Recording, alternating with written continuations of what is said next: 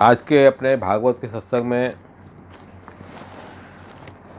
अपना जो अध्याय है वो 10वें स्कंद का सुबोधि अनुसार 23वां अध्याय और भागवत अनुसार 26वां अध्याय, जिसके अंदर श्री महाप्रभु जी आज्ञा कर रहे हैं गर्ग गीतस्य वर्णनम और गोपशंका अपगमनम। गर्गाचार्य जी जब नामकरण संस्कार के लिए व्रज में पधारे थे, तब गर्गाचार्य जी ने ठाकुर जी के रूप और नाम का महात्म्य नंदराय जी वगैरह सबको समझाया कि ये परब्रह्म परमात्मा हैं, इनको आप सामान्य बालक मत समझो। तो वो जो गर्ग जी ने जो बात कही थी और जो अलौकिक नाम प्रभु के रखे थे, उसका पुनः यहाँ स्मरण किया है श्री नंदराय जी ने। इसलिए यहाँ एक कथा तो यहाँ ये आई, गर्ग गीतस्य वर्णनम, गर्ग के गीत का वर्णन। दूसरी बात, गर्गाचार्य जी ने जो बात बताई थी प्रभु के अलौकिकता की, उसका वर्णन क्यों आया? तो कह रहे गोप शंका अपगमनम। जो गोप ग्वालाएं थे उनको शंका खड़ी हुई कि ये श्री कृष्ण हमारे जैसा ही गोप सखा है, तो 7 साल की उम्र में और इतने बड़े महाकाय गोवर्धन पर्वत को उठाना 7 दिनों तक एक हस्त से, ये तो कोई संभव नहीं है। ये शंका हुई थी। उस शंका का समाधान हुआ गर्गाचार्य जी के नाम और स्वरूप के महात्म्य के द्वारा। श्री नंदराय जी ने उन गोप सखा ग्वाल बालों की शंका का निराकरण किया। ऐसे 2 मुख्य प्रसंग आज के अध्याय में आएंगे। तो ये 23वां अध्याय सुबोधि अनुसार और 26वां अध्याय श्री भागवत अनुसार, इस तरह से आज का अपना क्रम चलेगा। तो हम अपन नाम भी देखेंगे, पुरुषोत्तम सहस्त्र नाम सूत्र के, त्रिवेद नामावली के नाम भी देखेंगे, सर्वोत्तम सूत्र के नाम भी देखेंगे इस अध्याय के रिलेटेड, और इस अध्याय की भी हम सुबोधि अनुसार संक्षेप में इसका विवेचन भी समझेंगे। कोई भी प्रश्न आपको हो तो आप चैट बॉक्स में डाल सकते हैं, या फिर प्रवचन के बाद यदि मेरे पास समय हुआ तो 5-10 मिनट में क्वेश्चन आंसर आपके लिए ओपन कर दूंगा, तब भी आप उसमें पूछ सकते हैं। उसके लिए आपको क्या करना है कि जब मैं क्वेश्चन आंसर का ओपन करूं, तब आपके स्क्रीन के ऊपर एक क्वेश्चन मार्क आएगा। उस क्वेश्चन मार्क को आप प्रेस करेंगे तो आपका नाम क्वेश्चन की लिस्ट में आ जाएगा। तुरंत मैं आपको अनम्यूट कर दूंगा, आप बोल पाएंगे, जो भी क्वेश्चन है आप मुझे बता पाएंगे। ये अपनी सिस्टम रहेगी। तो अब अपन अपना क्रम शुरू करें।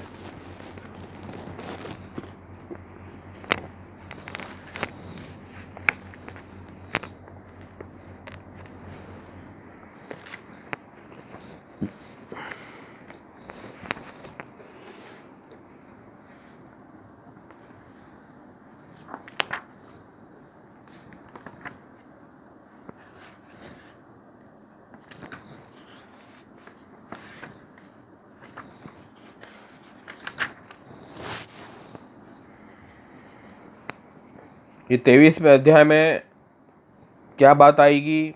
तो महाप्रभु जी सुबोध जी कारिका में आप आज्ञा कर रहे हैं, अज्ञानम अन्यथा ज्ञानम कृष्णगम विनिवार्यते त्रयोविंशे समत्वाये निरुद्धानाम अशेषतः।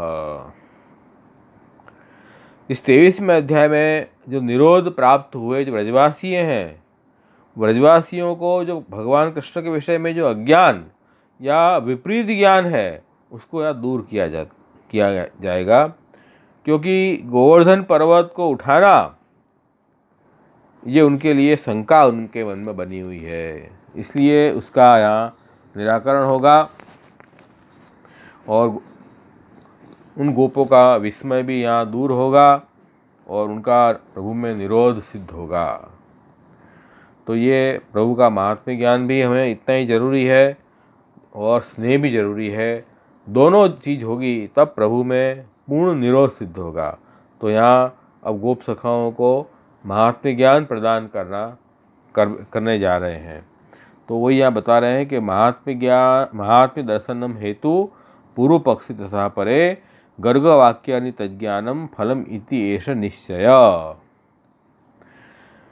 ब्रजवासियों को भगवान का महात्म्य देखकर ये संदेह हुआ, कैसे विचित्र चरित्र वाले बालक नंदराज के पुत्र कैसे हो सकते हैं। इस प्रकार उनके पूर्व पक्ष में संदेह करने में भगवान का महात्म्य दर्शन ही कारण था। और नंदराय जी ने उनको समाधान किया। कैसे समाधान किया? गर्गाचार्य जी ने जो प्रभु संबंधी अलौकिक बातें बताई थी, उसके द्वारा नंदराय जी ने उन गोप ग्वालों का संदेह दूर किया है। तो ये यहाँ बात आई है। तो सुखदेव जी कहते हैं कि राजा परीक्षित, सब गोपगण भगवान श्री कृष्ण के पराक्रम और महिमा को नहीं जानते थे। वो तो उनको अपने जैसे गोप ग्वाल समझते थे। इसलिए उनके इस प्रकार अनेक अद्भुत चरित्र को जब देखा, उनको बड़ा विस्मय हुआ। और वे एक दिन सभी लोग इकट्ठे हुए और नंदराज जी के पास गए और कहने लगे, क्या कहने लगे कि ये श्री जो बालक है कृष्ण, उनके चरित्र बड़े अद्भुत हैं और हम ग्रामवासी गोपों के घर में ऐसे अद्भुत बालक का जन्म कैसे हो सकता है। गोप जाति में जन्म लेना स्वयं इसके लिए योग्य जान नहीं पड़ता है। हम गोप ग्वाल, कहाँ ये ऐसे अद्भुत चरित्र वाले बालक, तो ये तो उस बालक का हमारे यहाँ जन्म होना ये तो कोई अच्छी बात नहीं है, उसको तो कोई बहुत महान कुल में जन्म होना चाहिए, यूँ कहने लगे। फिर कह रहे हैं कि जैसे गजराज कमल को उखाड़ कर खेलते खेलते ही उस कमल को ऊपर उठा लेता है, उसी प्रकार इस 7 वर्ष का बालक लीलापूर्वक अपने बाएं हाथ से इस भारी गिरिराज जी को उठाकर 7 दिन तक एक पैर से कैसे खड़ा रहा। उनको बड़ा आश्चर्य हो रहा है कि कैसे ये बात संभव हुई। जैसे काल शरीर की आयु को हर लेता है, वैसे ही इसने बचपन में ही आंख मूंद कर अति समर्थ पूतना जैसी राक्षसी के प्राणों का दूध के साथ पान कर लिया। ये बड़ा आश्चर्य है। तब तो उनकी आयु मात्र 6 दिन की थी। अब जब 3 महीने के हुए प्रभु, तब उस समय छकड़े के नीचे सोते समय इस बालक ने रोते रोते दोनों अपने पाँव को ऊपर उछाले और इसके सुकोमल पाँवों के स्पर्श से उतना भारी छकड़ा उलट कर गिर पड़ा। ये बड़ी आश्चर्य की बात है, ये कैसे संभव है।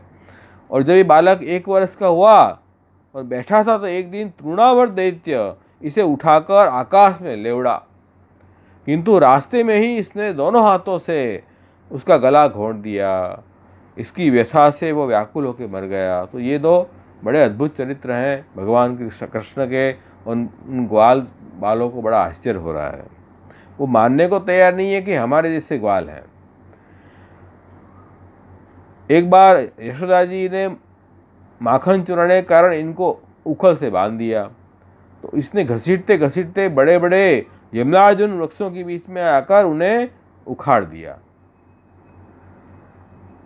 एक बार वन में बलराम और अन्य बालकों के साथ जब ये बछड़े चरा रहे थे, उस समय मारने की इच्छा से आए बकासुर को इस बालक ने हाथों से उसकी चोंच को चीरकर उस शत्रु का संहार कर दिया। ये सब चरित्र हमने स्वयं ने देखे हैं, चरित्र हमने स्वयं ने प्रत्यक्ष अनुभव किए हैं। एक दिन वत्सासुर भी आया मारने की इच्छा से, उसने बछड़े का रूप धारण कर रखा था। तो इसने खेल ही खेल में अनायासी उसके पिछले पांव पकड़कर घुमाकर और कैथों के वृक्षों पर फेंक दिया, वहीं मर गया। और अनेक कैथ के जो फल पृथ्वी पर गिर पड़े। तो इसने बलदेव के साथ एक दिन गधे का रूप धारण कराए धेनुकासुर उसके अन्य असुर को भी मार कर और तालवन को निर्भय कर दिया। तो ये सब चरित्र देखो। और महाबली बलदेव जी के द्वारा बहुत भयानक और बलवान प्रलंबासुर, उसका भी वध करवा कर और इसने वन में लगी हुई आग से व्रज के पशुओं और गोपों को बचा लिया। तो देखो ये चरित्र जो हैं कैसे हैं। तो उसके बाद अति तीक्ष्ण विक्ष वाले कालीय सर्प को सर्पहीन और अपने अधीन करके इसने उसे काली दह से बलपूर्वक निकाल दिया। यमुना के जल को विष रहित कर सबके पीने योग्य बना दिया। ये चरित्र ऐसे हैं कि ये असंभव चरित्र हैं, बालक ये चरित्र नहीं कर सकता।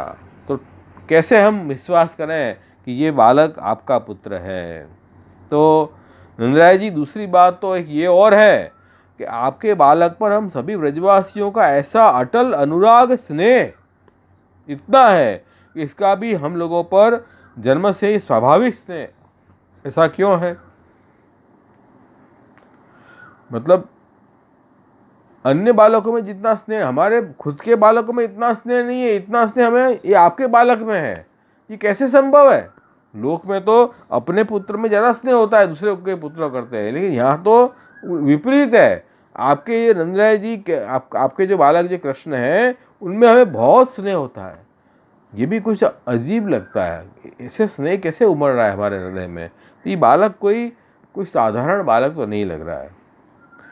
तो हे ब्रजराज, हे नंदराय जी, कहाँ तो 7 वर्ष की आयु का बालक और कहाँ इतने बड़े पर्वत को उठाकर 7 दिन तक लिए खड़े रहना, यही सब देखकर हमको बड़ा संदेह हो रहा है कि यह बालक कदाचित आपका पुत्र है कि नहीं है। ये शंका खड़ी हो गई, गोप सखाओं को, गोप ग्वालों को शंका खड़ी हो गई। अब देखो, शंका होने से क्या होता है? अपनी भक्ति भाव खंडित होता है। अपने प्रभु में कभी शंका नहीं करनी। ठाकुर जी में पूर्ण विश्वास रखो, प्रभु की अलौकिकता में पूर्ण विश्वास रखो, शंका मत करो। अपन समझ रहे हैं ये ठाकुर जी जिनकी हम सेवा कर रहे हैं, ये तो छोटे से बाल कृष्ण लाल हैं, ये क्या अपना कार्य करेंगे, कुछ बातचीत तो करते नहीं हैं, मूंगे मूंगे बिराज रहे हैं, हमने भगवान को देखे नहीं है, तो अब विश्वास नहीं होता है कि होगा। तो ऐसा अविश्वास रखने से क्या होगा? हमारा भक्ति हमारी भ्रष्ट हो जाएगी। इसलिए प्रभु की अलौकिकता में प्रभु का महात्म्य ज्ञान हृदय में संजो के रखो, तभी भक्ति भाव आपका दृढ़ रहेगा। तो महात्म्य ज्ञान कहाँ से आएगा? इन सब भागवत शास्त्र में से अपन को प्रभु के महिमा को सुनाओ, हृदय में स्मरण करो और समझो कि कितना भी अशक्य कार्य क्यों नहीं हो, प्रभु सब कुछ उसको शक्य करने में समर्थ है। अशक्य वा सुशक्य वा सर्वथा शरणम हरि, महाप्रभु जगह कर रहे हैं। इसलिए अशक्य हरे वास्ति सर्वम आश्रय तो भवेत, हर अशक्य कार्य में हरि ही सब कुछ कर देंगे, उनके आश्रय से सब कुछ सिद्ध होगा। क्योंकि आप तो अलौकिक हैं, हमने किसी लौकिक वस्तु का आश्रय नहीं लिया है, हम कोई जड़ पदार्थ का आश्रय नहीं ले रहे हैं, हम तो आनंद स्वरूप भगवान का आश्रय ले रहे हैं। तो इसलिए कभी अविश्वास मत करो, संदेह मत करो। इनको क्या संदेह हो गया? ये जो नंदराज जी के पुत्र नहीं हो सकते, इनको ये संदेह हो गया। और हमको ये संदेह हो गया कि यह हमारे जो कृष्ण, ये कृष्ण हमारे माथे बिराज रहे हैं, ये सब कार्य कैसे करेंगे। इनको भी संदेह हो कि ये हमारे वहाँ ग्वाला जैसे हैं, ये ऐसे कार्य कैसे कर सकते हैं, ऐसा संदेह हो गया इनको। तब नंदराय जी ने कहा कि गोपगण, आप एक बात सुनो कि जिससे इस बालक के विषय में तुम्हारी शंका ये है कि ये मेरा पुत्र है अथवा नहीं है, वो दूर हो जाएगी। इस बालक के विषय में महर्षि गर्गाचार्य जी ने मुझे सब बात बतलाई थी, और वो तुमसे मैं फिर से कहता हूँ, उसको सुनो। और गर्गाचार्य जी तो सर्वज्ञ हैं, उन्होंने सब बात हमें सब वस्तु बताई है। यह बालक प्रत्येक युग में अवतार लेता है, ये कोई साधारण बालक नहीं है।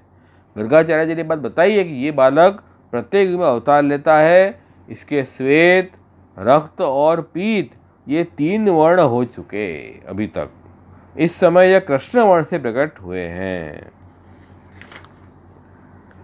युग का जैसा जैसा वर्ण है उस तरह से भगवान का वर्ण भी यहाँ हो रहा है।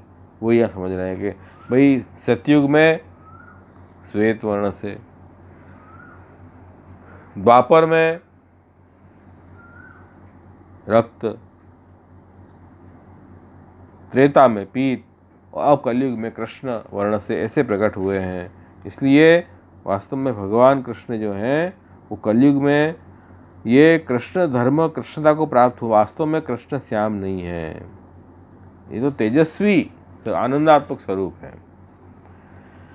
और दूसरी बात,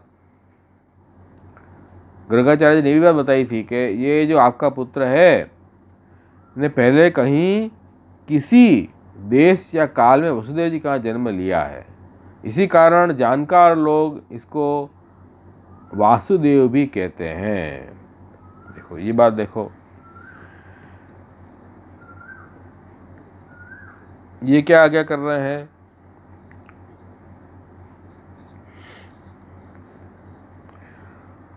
वासुदेव भगवान को क्यों कहते हैं? तो कह रहे हैं कि वसु का मतलब होता है धन,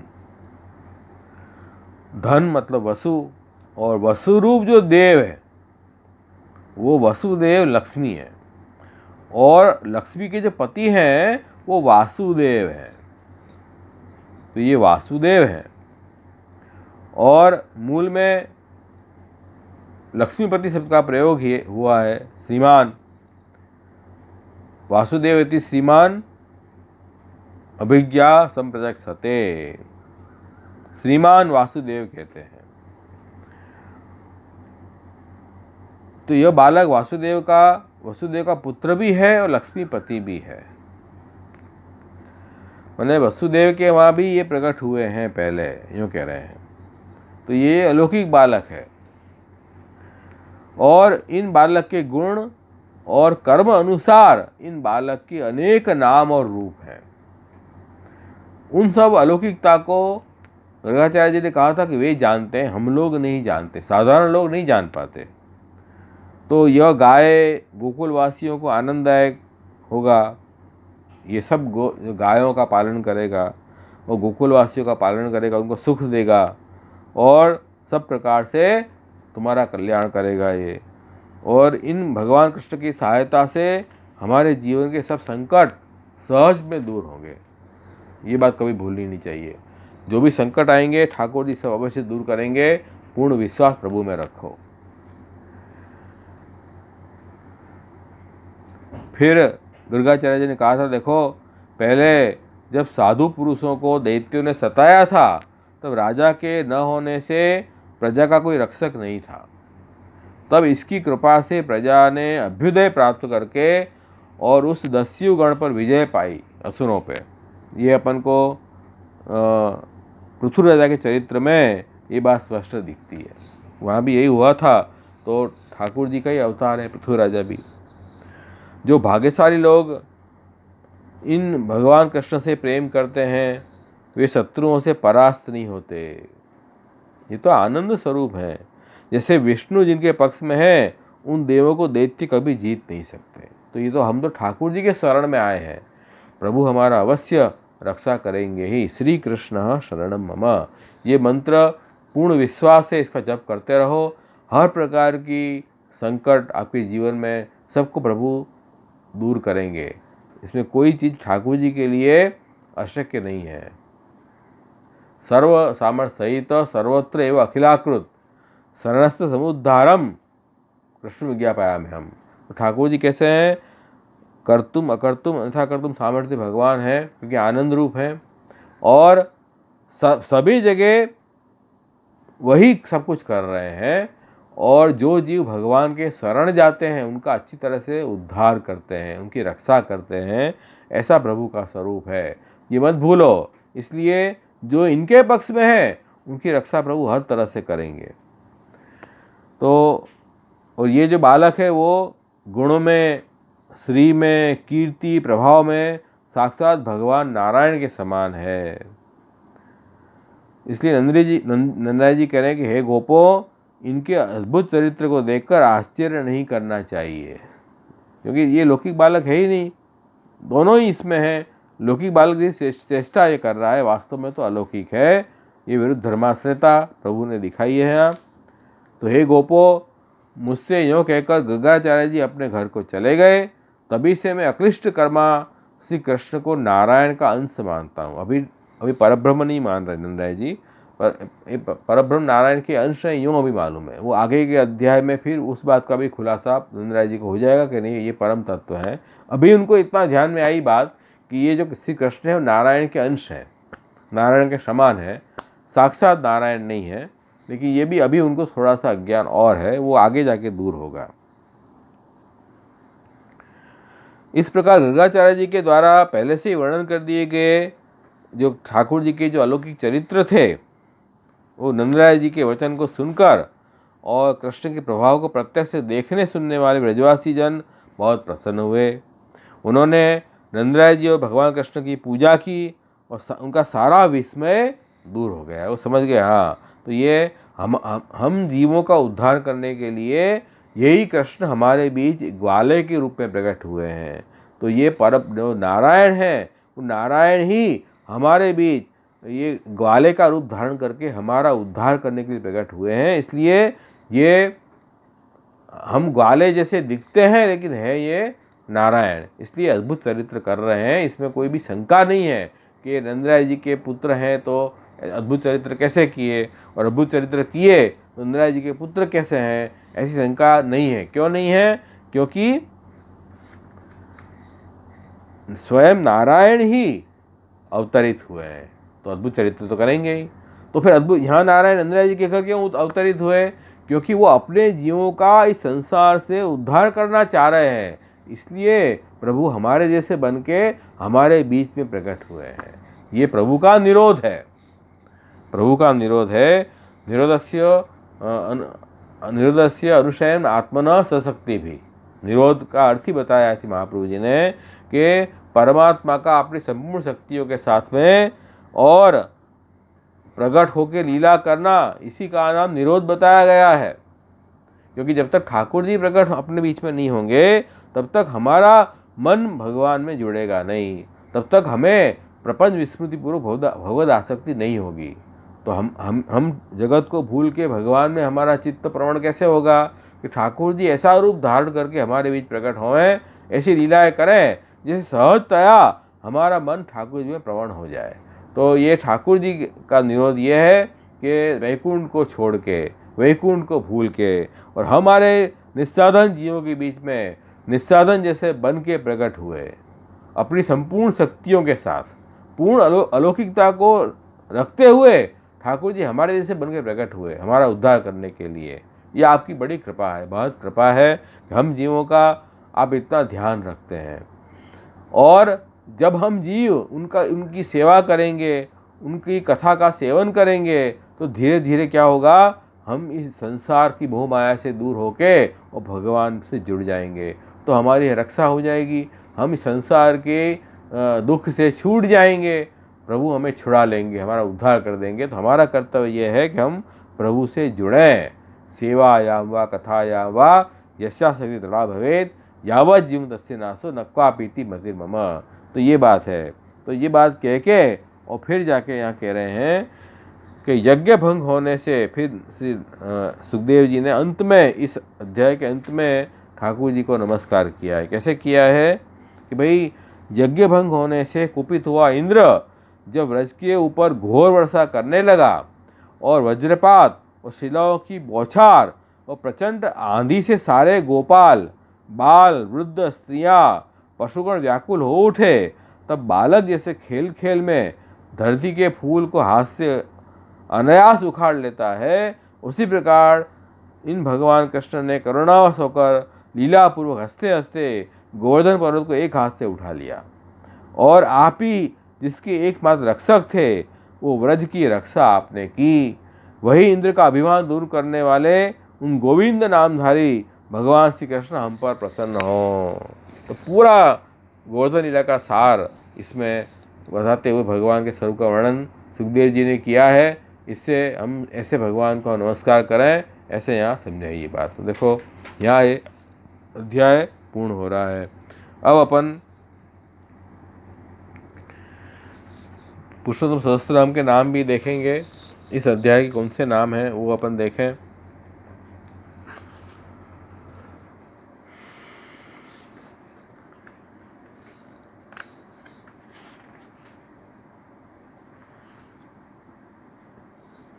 गोप स्वच्छंद लीलार्थ गर्ग वाक्यार्थ बोधक, ये नाम यहाँ आया है। पुरुषोत्तम सहस्त्रनाम में 10वां स्कंद पूर्वार्ध का ये नाम है और नंबर है इसका 847, 847 नंबर का ये नाम है। गोप स्वच्छंद लीलार्थ गर्ग वाक्यार्थ बोधक। गोपालानां स्वच्छंदम भय अभाव पूर्वकम। स्वच्छंद लीला करणार्थम, गोपजनों को, गोपालों को स्वच्छंद लीला करने के लिए पूर्व में नंदराय जी के प्रति गर्गाचार्य ने जो वाक्य कहे, उसी वाक्यों के अर्थ को फिर से आपने ज्ञान करवाया उन गोपों में। ऐसे भगवान श्री कृष्ण ये यहाँ है, क्या कह रहे हैं?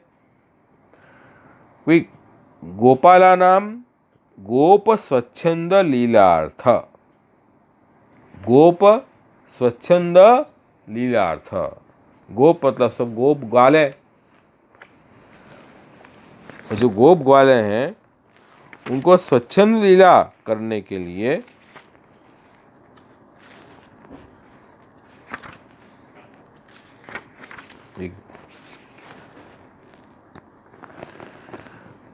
गोपों को स्वच्छंद लीला मतलब निर्भय होके, कोई भी भय बिना, उनको जैसी मनोरथ, जैसी इच्छा हो ऐसी लीला करने के लिए प्रथम नंदराय जी को जो गर्गाचार्य जी ने वचन बताए थे कि भाई ये भगवान कृष्ण अलौकिक हैं और आपकी रक्षा के लिए ही प्रकट हुए हैं, इन्हीं के शरण जाने से आपकी रक्षा होगी। तो ये निर्भयता प्रदान करने के लिए प्रभु ने ये गर्गाचार्य जी के वाक्यों का अर्थ जो है वो नंदराय जी के द्वारा उनको ज्ञान करवाया, गोप सखाओं को। क्योंकि देखो यादव के पुरोहित गर्गाचार्य जी थे और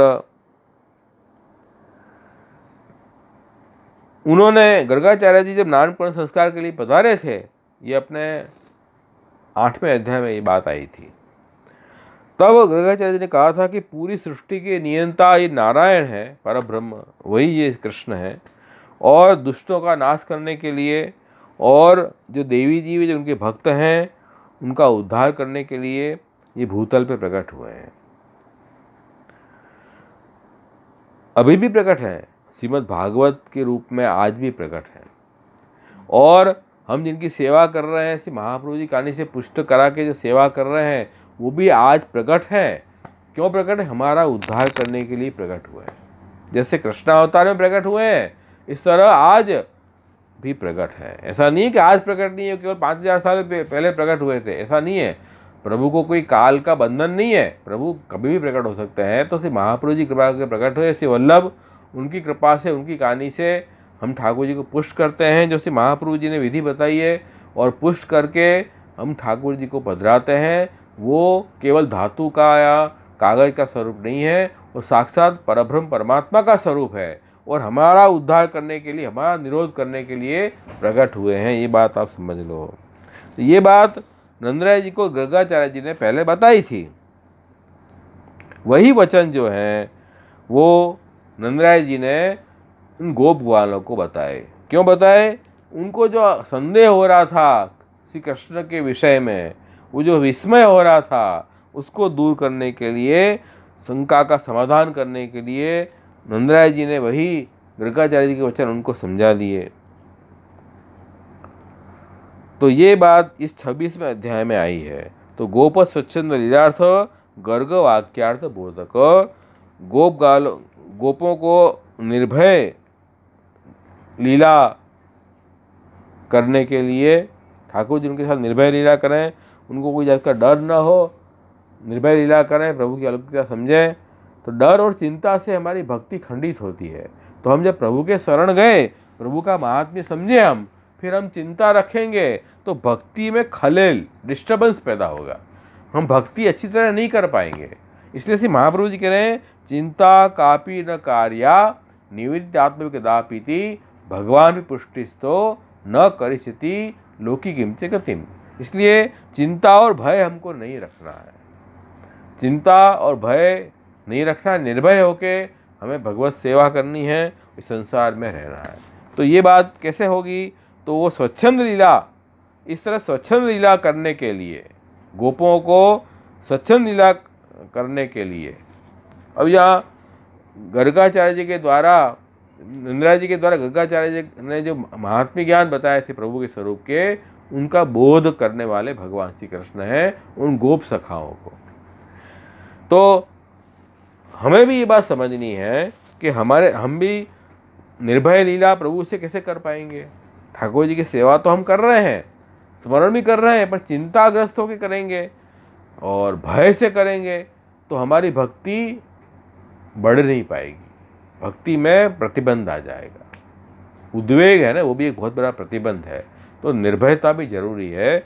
उसके लिए प्रभु का महात्म्य ज्ञान जब होगा दृढ़ अपने में, तो अपने आप चिंता दूर हो जाएगी, उद्वेग निकल जाएगा, निर्भयता आ जाएगी। तो इसलिए हम भी अपनी सेवा में, ठाकुर जी हमारे साथ स्वच्छंद लीला कैसे कर पाएंगे, हम चिंताग्रस्त होकर करेंगे तो ठाकुर जी भी स्वच्छंद लीला नहीं कर पाएंगे। तो इसलिए ठाकुर जी भी कह रहे हैं कि आप तुम भागवत पढ़ो। श्री वल्लभ हमें क्या कह रहे हैं, भागवत का नित्य वांचन करो, जिससे ठाकुर जी का महात्म्य ज्ञान हमें दृढ़ हो। उस महात्म्य ज्ञान दृढ़ होने से विश्वास प्रभु में होगा, प्रभु का आश्रय बढ़ेगा। जितना महात्म्य ज्ञान कमजोर होगा अपना, ठाकुर जी की अलौकिकता नहीं समझेंगे, इतना ही क्या होगा, अविश्वास और अन्याश्रय करने की हमारे अंदर वृत्ति जगेगी। तो उसका दूर करना, इसलिए ये ठाकुर जी ने ही ज्ञान करा रहे। बोधक मतलब ज्ञान कराने वाले श्री कृष्ण। गर्गाचार्य जी के वाक्यों का अर्थ का बोध करने वाले। किनको बोध कर रहे हैं, गोप सखाओं को। कैसे कर रहे हैं, नंदराय जी के मुख से उन गर्गाचार्य जी के वाक्यों को बोध कराने वाले श्री कृष्ण हैं। और क्यों बोध करा रहे हैं, कह रहे हैं गोप स्वच्छंद लीलार्थ, स्वच्छंद लीला करने के लिए। स्वच्छंद का मतलब क्या, भय चिंता बिना, भयग्रस्त और चिंताग्रस्त रहित होकर ठाकुर जी की सेवा करो। इसलिए प्रभु ने ये पूरी बात उनको समझाई है। ये बात समझ में आई? देखो ये बात स्पष्ट समझो। कोई प्रश्न हो तो अवश्य पूछो। वॉइस नहीं आ रहा है?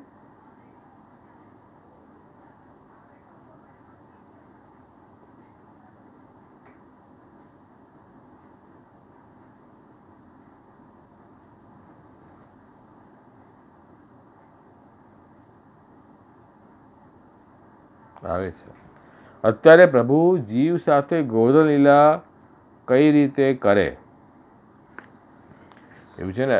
ગોવર્ધન લીલા તો કરે છે ને, આપણે જ્યારે ગોવર્ધન લીલા અન્નકૂટ ભોગ ધરીએ ઠાકુરજીને, તો ગોવર્ધન લીલા થઈ ગઈ કે ગોવર્ધન લીલા આખી ગાઈએ છીએ આપણે પ્રભુની સન્મુખ, સરસ લીલા ગોવર્ધન લીલાના પદ ગાઈએ છીએ। અને આપણી સેવામાં આખી દર વર્ષે આપણે અન્નકૂટ ભોગ ધરીએ છીએ, તો ગોવર્ધન લીલા આપણે કરીએ છીએ, દર વર્ષે કરીએ છીએ, તો ચાલી જ રહી છે। અને સંદેશ એમાંથી એ લેવાનો છે કે ઠાકુરજીની અલૌકિકતા આપણે ભૂલવાની નથી। પ્રભુ જે છે તે કેવલ નાના બાળક જ છે એવું નથી। પ્રભુ જે છે પરબ્રહ્મ પરમાત્મા છે। એ મહાત્મ્ય જ્ઞાન સાથે પ્રભુમાં સ્નેહ કરવાનો છે। એટલા માટે આપણે ગોવર્ધન લીલાનું સ્મરણ હશે તો પ્રભુની अलौकिकताનું પણ આપણને જ્ઞાન થશે। गोवर्धन लीला का स्मरण होगा तो ठाकुर जी की अलौकिकता, अलौकिक स्वरूप का भी हमें ज्ञान रहेगा, तो हम प्रभु को लौकिक नहीं समझेंगे। तो कैसे अपन करें, तो भागवत का अपन नित्य पाठ करें, नित्य पारायण करें, श्री महाप्रभु जी की वाणी का अवगान करें, तो प्रभु का महात्म्य हमें अखंडित हमारे हृदय में स्थापित रहेगा। नहीं तो हम फिर भूल जाएंगे, फिर चिंताग्रस्त हो जाएंगे, फिर भयग्रस्त हो जाएंगे। ये बात है। इसलिए गोवर्धन लीला का बहुत बड़ा यही प्रयोजन है कि जीव को अभिमान नहीं करना है और अन्याश्रय का त्याग करना है, प्रभु में विश्वास रखना है। ये सब गोवर्धन लीला के द्वारा प्रभु हमें समझाना चाह रहे हैं। तो बात समझ में आई है?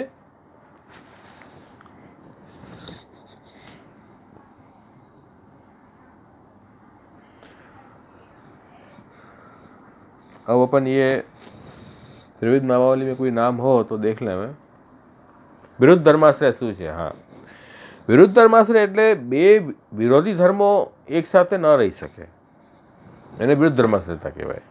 જો બાળક હોય તો આટલો મોટો પર્વત ન ઉપાડી શકે, આટલો પર્વત ઉપાડી રહ્યા છે તો બાળક ન હોઈ શકે। તો ઠાકુરજી તો બાળક પણ થયા અને ગોવર્ધન પર્વત પણ ઉપાડ્યો, તો બંને વિરોધી ધર્મો એકસાથે પ્રભુમાં બિરાજી શકે છે, એને વિરુદ્ધ ધર્માશ્રયતા કહેવાય। બે ધર્મો એકબીજાના વિરોધી લાગે છે, પણ પ્રભુની અંદર એવું નથી. પ્રભુ તો અનંત સ્વરૂપ છે, એટલે બંને ધર્મો એકસાથે બિરાજી શકે છે.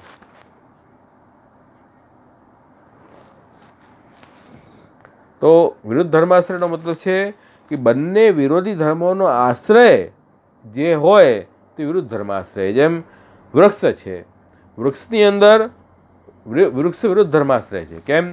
વૃક્ષમાં મીઠા ફળ પણ છે અને તુરા અને કડવા પત્તાઓ પણ છે. વૃક્ષની અંદર બંને વસ્તુ એકસાથે રહી શકે છે, મીઠું અને કડવું, મીઠું અને તુરું. તો વૃક્ષ કેવું થયો? બે વિરોધી ધર્મ જેમાં રહી શકે એવો આશ્રય, એવો આધારભૂત એ વૃક્ષ થયો. તો વૃક્ષ વિરુદ્ધ ધર્માશ્રય થયું કે નહીં? એમ ભગવાન જે છે એ તો અનંત સ્વરૂપ છે, ભગવાન જ બધું બન્યા છે, દરેક નામ રૂપ ભગવાનના છે, એટલે બધા જ ધર્મ ભગવાનમાં રહી શકે છે, વિરોધ ધર્માશ્રય. ઠાકોરજી બાળક પણ થયા અને પ્રભુની અલૌકિકતા પોતે સાથે રાખી છે. એટલે મહાપ્રભુજી કહ્યું કે નિરોધસ્ય અનુશયનમ આત્મન સશક્તિ બી, પરમાત્માનું પોતાની સંપૂર્ણ શક્તિઓ સાથે સૃષ્ટિમાં પ્રગટ થવું એનું નામ જ નિરોધ છે. તો પોતાની બધી શક્તિ પણ છે અને સાથે બાળક પણ છે. તો બંને ધર્મ વિરોધી જેવા એક સાથે પ્રભુમાં બિરાજે છે, એ વાત છે. સમજાયું?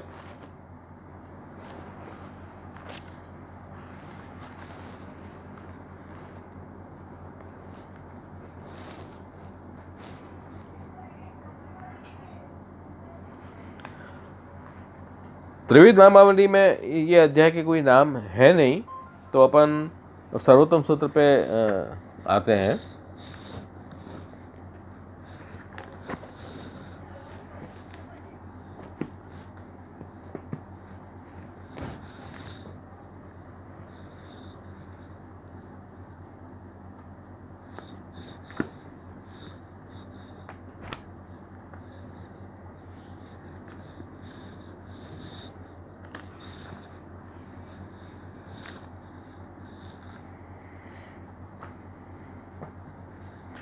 सर्वोत्तम सूत्र में जो सद्रूप नाम है, वो सद्रूप नाम है, वो इसी अध्याय का नाम है. सर्वोत्तम में सद्रूप.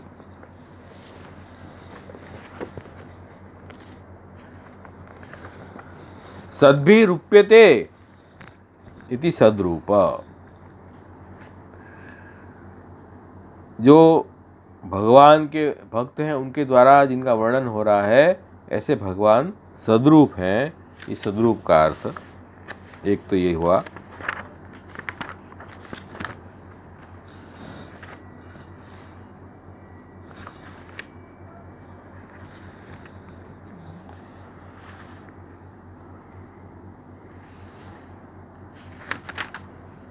तो यहाँ नंदराय जी का वचन है इस अध्याय में, श्रूयताम में वचो गोपा बेतु शंकाच वोर भके एनम कुमारम उद्देश्य गर्गो में यदुवाच. हे गोप ग्वालो, नंदराय जी आज्ञा कह रहे हैं, हे गोप ग्वालो, तुम लोग सावधान होकर मेरी बात सुनो. क्या सुनो? कि मेरे बालक के विषय में तुम्हारी शंका दूर हो जाए. कि क्योंकि महर्षि गर्गाचार्य जी ने इस बालक को देखकर इसके विषय में ऐसा ही कहा था कि ये बहुत अलौकिक नारायण के समान है. तो ये जो बात है, ये नंदराय जी ने कही है उनको, और गर्गाचार्य जी का नाम लेके गर्गाचार्य जी ने ये बात बताई थी. तो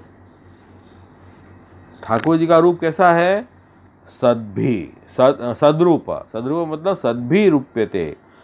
जो सद हैं, सद मतलब जो बड़े जानकार लोग हैं, भक्त लोग हैं, उनके द्वारा जिनका वर्णन हुआ है, ऐसे रूप वाले सद रूप मतलब रूप्यते, निरूप्यते, वर्णन हुआ है, ऐसे सदरूप. तो नंदराय जी भगवान के भक्त हैं, गर्गाचार्य जी जो हैं भगवान के भक्त हैं. गर्गाचार्य जी के द्वारा प्रभु का अलौकिक रूप का वर्णन हुआ, इसलिए ठाकुर जी का नाम हुआ सदरूप. एक तो ये अर्थ इस अध्याय का हुआ. दूसरा, बहुनी संति नामानि रूपाणि च सुतस्य ते गुण कर्म अनुरूपाणि तानि अहम वेद नो जनाः. ये और आज्ञा की यहाँ। सद्रूप कैसे कि जो भी रूप प्रभु के हैं, संति विद्यमानानि रूपाणी, जितने भी रूप हैं वो जिनके हैं, ऐसे भगवान सद्रूप। उनके एक रूप नहीं है प्रभु के। यहाँ क्या कह रहे हैं कि तुम्हारे पुत्र के गुण और कर्म के अनुरूप बहुत से नाम और बहुत से रूप हैं, उनको मैं जानता हूँ, तुम लोग नहीं साधारण लोग तुम लोग नहीं जानते हो, ये कह रहे हैं। तो क्योंकि साधारण लोग तो ये समझते हैं कि ये तो साधारण बालक है कृष्ण, जैसे हमारा नाम है ऐसे इनका नाम कृष्ण है, ये समझ रहे हैं। लेकिन वास्तव में तो ये तो आनंद अनंत रूप है, सच्चिदानंद सत्यम ज्ञानम अनंतम ब्रह्म, ब्रह्म रूप है ये तो। इसलिए उनके रूप और गुण के अनुसार उनके नाम हैं, उनके नाम अलौकिक नाम है, उनके रूप भी अलौकिक हैं। कोई लौकिक हमारे जैसे रूप नाम उनके नहीं है प्रभु के। ये तो जगत क्रीडति यो यथा, नमो भगवती तस्मै कृष्ण अद्भुत कर्म, रूप नाम विभेद है, जगत क्रीडति यो यथा, अनेक नाम रूप से प्रभु खेल रहे हैं यहाँ तो। इसलिए ये तो आनंद रूप है, जो कह रहे हैं। ऐसे सद्रूप भगवान है, इनको लौकिक मत मानना। तो ये भी एक अर्थ इसमें से, इस अध्याय का सद्रूप नाम से प्रभु कृष्ण का नाम ये हुआ। सत्समीचीनम रूपम यस्य सद्रूप, अच्छी तरह से जिनका रूप है, ऐसे भगवान कृष्ण। इसलिए यहाँ नंदराज जी क्या आज्ञा कर रहे हैं कि तस्माद नंद कुमारोयम नारायण समो गुणैः श्रिया कीर्त्यानुभावेन तत्कर्मसु न विस्मयः। क्या कह रहे हैं कि नंदराय जी, नंद जी चाहे जिस दृष्टि में देखें, गुण से, ऐश्वर्य से, सौंदर्य से, कीर्ति से, प्रभाव से, आपका जो बालक है स्वयं नारायण के समान है। अतः इस बालक के अलौकिक कार्य को देखकर आश्चर्य न करना चाहिए। ये बात गर्गाचार्य जी ने नंदराय जी को कही थी। इसलिए ये तो सद्रूप है, आनंद रूप है, स्वरूप है। ये तो सद्रूप तो आनंद स्वरूप है। ये बात समझो। तो ये भी यहाँ इस अध्याय में ये बात आई है कि कृष्ण को सद्रूप समझो, उनको कोई लौकिक रूप मत समझो, अलौकिक रूप वाले ठाकुर जी हैं। और सत्सु, अब दूसरा अर्थ कर रहे हैं। सत्सु मतलब नंदराय जी वगैरह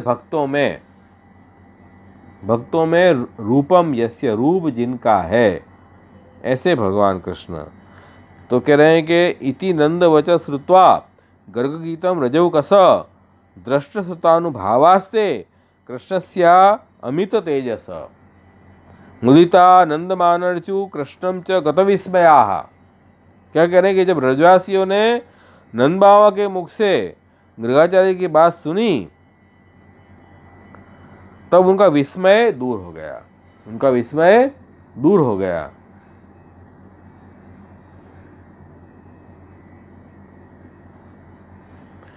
और क्यों दूर हो गया विस्मय?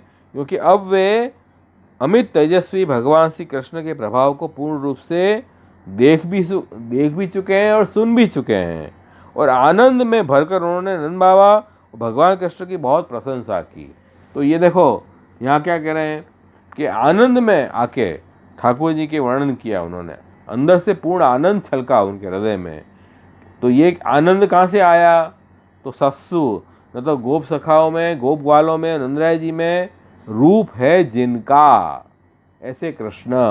तो ये आनंद जो प्रकट हुआ वो किनका रूप था?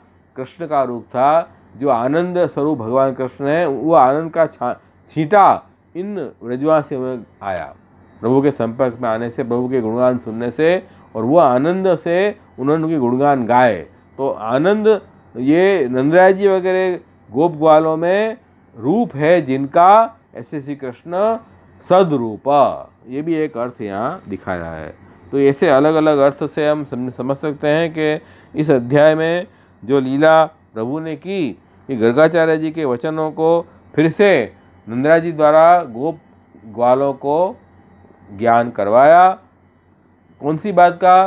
प्रभु की अलौकिकता का ज्ञान करवाया। तो ये जो है वो आनंद रूप प्रभु है। उससे ये अध्याय में सद्रूप, ये प्रभु का रूप यहाँ से स्पष्ट होता है कि वो लोग यही सद्रूप बता रहे हैं कि ये अध्याय में यही बताया कि इन ठाकुर जी को कोई लौकिक रूप मत समझो, सद्रूप आनंद रूप प्रभु हैं। ये आनंद स्वरूप प्रभु हैं। इनको लौकिक समझनी अपनी बहुत भारी भूल है। इसको लौकिक नहीं समझना चाहिए।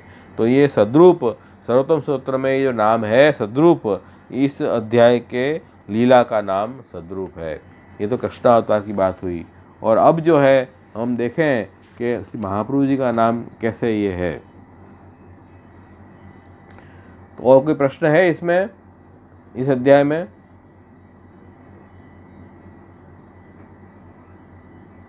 मैं क्वेश्चन आंसर स्टार्ट करता हूँ, किसी का प्रश्न हो तो अपन देख लें।